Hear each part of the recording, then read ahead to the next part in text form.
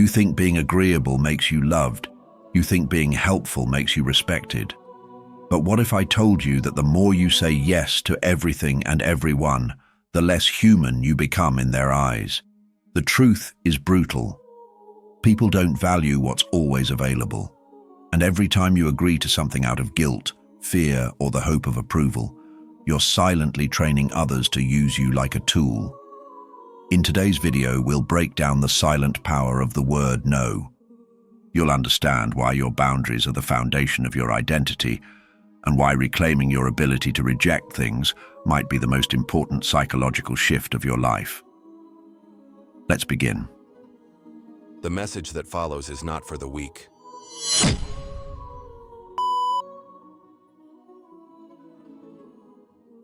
From a young age, we're taught to please. Parents reward obedience. Schools punish resistance. Society applauds those who bend to expectations. So we grow up learning that saying no is rude, ungrateful, or selfish. Over time, we become addicted to approval, thinking our worth depends on how useful we are to others. And so, we become the yes man, the nice guy, the always available girl, slowly abandoning ourselves to gain temporary validation. But beneath that smile, behind every forced agreement, there's a growing emptiness, a quiet voice that whispers, "What about me?" The more you ignore that voice, the more fragmented your identity becomes. People start to sense that your kindness isn't grounded in self-respect, but in fear. And in a cruel twist of psychology, the more you seek to be accepted, the more others subconsciously begin to see you as weak, disposable, and easy to manipulate. When you never say no, you unknowingly train the people around you to expect your compliance. Every favor you agree to, every boundary you let slide, silently teaches others that your time, energy, and values are negotiable. And once that lesson is learned, it's nearly impossible to unteach, unless you disrupt the pattern. The world doesn't change because you deserve better. It changes because you enforce better. At first, saying no feels like you're doing something wrong. You're breaking an unspoken rule. People might get angry, surprised, or even try to guilt-trip you. But that's the cost of liberation, discomfort. Each no you say is a vote for your future, a step toward reclaiming your time, energy, and identity. And over time, those who truly respect you will adjust or disappear. There's a deeper psychological trap here. Chronic approval seeking stems from a fear of rejection that often traces back to childhood. Maybe you were taught that love was conditional based on how well you performed, that unless you pleased others, you weren't worthy of attention. But here's the truth. You are not responsible for how others feel when you honor your own limits. Refusing to set boundaries is like building a castle with open gates. It invites every intruder in. People who lack boundaries tend to attract those who exploit them. That's why manipulators are drawn to the overly agreeable. It's not because you're kind, it's because they sense you're afraid of conflict. And in their hands, that fear becomes their tool. To escape this trap, you must understand. No is not rejection, it's self-recognition. It's the language of people who know their value. You don't need to be rude, you just need to be clear.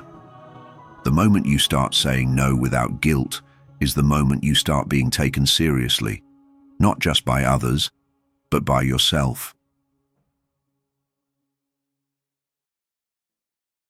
The German philosopher Immanuel Kant once said that to act autonomously is to act according to a law one gives to oneself. In simpler terms, freedom is self-rule. But if you never say no, you're not ruling yourself. You're ruled by the preferences and expectations of others. You become what Kant would call heteronomous, driven by forces outside of your rational will. In such a state, you're not free, you're compliant. And in Kantian ethics, that's not just unwise, it's immoral. You're betraying your moral duty to act from principle. Carl Jung, the father of analytical psychology, believed that repression of one's true self creates a shadow a hidden part of our personality that grows stronger the more we deny it. When you can't say no, you're denying your anger, your resentment, your need for space. You're living in the persona, the mask you wear for approval. But underneath, your shadow is building pressure. One day it will erupt in burnout, passive aggression, or collapse. Jung warned that if you don't integrate the shadow, it controls you from the dark. Modern psychology confirms this danger.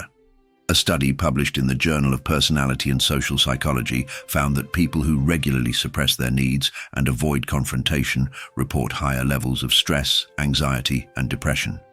The more agreeable you are, the more invisible you become to others and to yourself.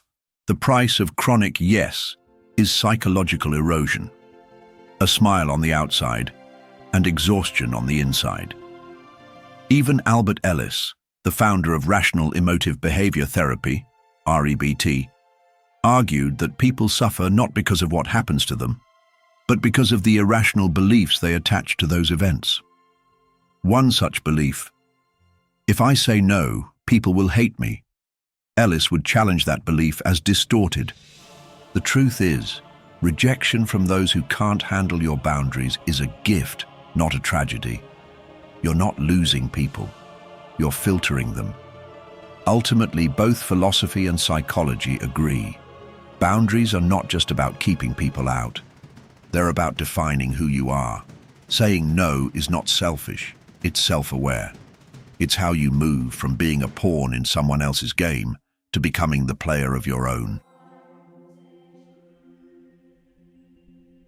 Have you ever wondered why some people instantly command respect without raising their voice, without explaining themselves, without even trying?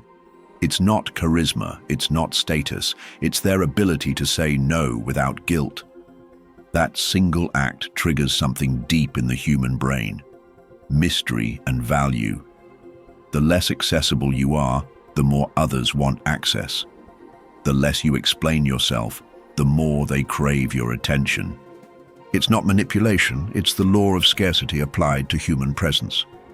In behavioral psychology, this phenomenon is known as the reactance effect. When people sense that your time or energy is limited, they instinctively assign it more value. But when you're always available, always agreeable, always saying yes, you become like background noise, always there, but never really noticed. Your compliance doesn't build connection. It kills desire. It breeds complacency. You don't lose people because you said no. You lose them because they forgot why you mattered. Now here's the twist. Saying no is not about being cold. It's about being intentional. When you stop explaining yourself, people stop taking you for granted. When you stop running to meet every request, people stop assuming they own your time. Every time you assert a boundary, you're creating tension. And tension builds interest, curiosity, respect. It's why people chase those who don't chase them. Why the silent man in the room commands more attention than the loudest voice. But here's the dangerous part. The world rewards the compliant on the surface, but exploits them underneath. Your job might applaud your flexibility while dumping extra tasks on your desk.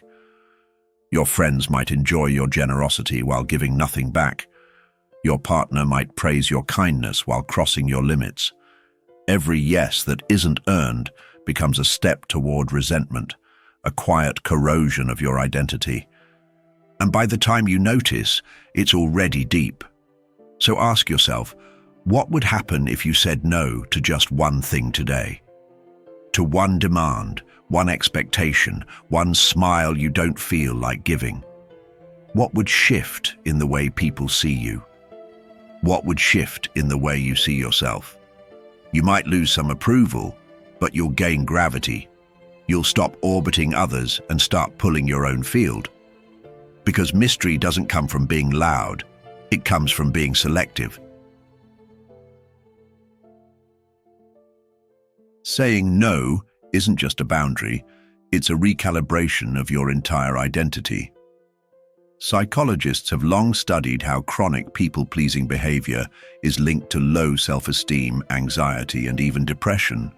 When you suppress your own needs to maintain harmony, your brain registers this as self-betrayal.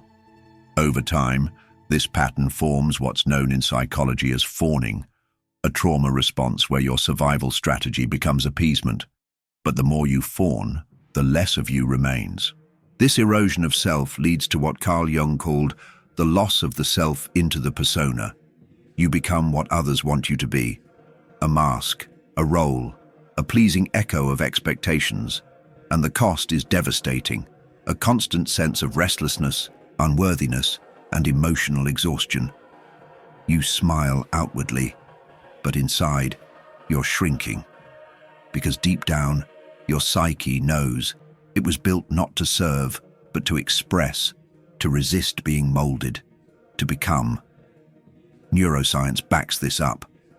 A 2017 study published in Psychological Science found that individuals who suppress their true feelings to maintain social acceptance show higher levels of amygdala activation, a marker of chronic stress and emotional dysregulation. In short, people-pleasing is a form of psychological self-harm. It wires your brain to associate value with compliance, not authenticity. And in doing so, it strips you of your natural assertiveness and creativity. But here's the breakthrough. Saying no begins the healing. Not because it changes how others behave, but because it realigns your nervous system to recognize that your needs matter. Each refusal rewires your identity. Each boundary affirms your worth. It's uncomfortable at first. Your body might resist. Your thoughts might spiral. But discomfort isn't danger. It's growth. The more you say no, the more you reclaim your internal space, and the more peace replaces resentment. And that's when something beautiful happens. People stop seeing you as a tool and start seeing you as a force. You become the person they can't manipulate, can't drain, can't predict. You no longer exist to make them comfortable. You exist to be real. And in a world full of echoes, the one who dares to speak their truth, even in silence, becomes impossible to ignore. So here's the truth you were never taught. Your silence is not strength if it comes from fear. Your usefulness is not worth if it comes from self-erasure. And your kindness is not power if it's rooted in the need to be liked. You've been conditioned to think that compliance earns love, that self-sacrifice is noble. But Machiavelli would remind you, power belongs to those who draw their own lines. Learning to say no is not just a skill, it's a psychological revolution. It's the moment your life stops being about managing others' comfort and starts being about honoring your own truth. That's when people begin to see you, not as a servant to their whims, but as a sovereign of your world. And once you've tasted that freedom, there's no going back. So say it. Whisper it if you have to. Shout it if you must. But say it no. Because only when you stop being everyone else's tool can you finally build something real with your own two hands on your own terms.